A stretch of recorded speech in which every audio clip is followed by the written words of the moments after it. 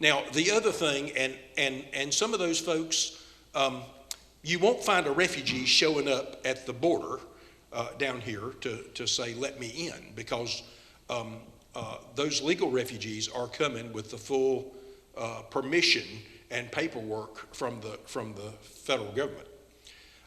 Asylum seekers might show up at the border. Asylum seekers is someone who is seeking international protection from dangers in his or her home country. However, they must apply for protection in the country that they're coming to. So there are places around the world that are so bad that the United States has said, if you come to the United States, if you can get to the United States, we will give you asylum because the situation is so bad in your country. About 6 years ago, when I was just really getting involved with LIRS, I had the opportunity to go to the border. As a matter of fact, that's where I met your bishop, Mike Reinhardt, for the first time on that same trip. And we were down to kind of learn about the situation at the border. We got to visit the border and tour some of the checkpoints and to look across into Mexico. Things had gotten so bad we weren't allowed to cross the border, but we did get to go visit.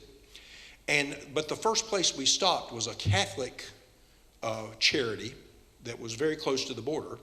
And as our bus pulled up, all these clients of theirs started coming out to greet us and to welcome us. And they were all tall, thin, very black Africans. And I was just completely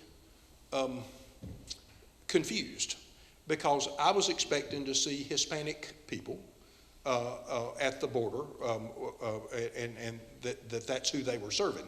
And there's plenty of those too. We'll get to that in a minute.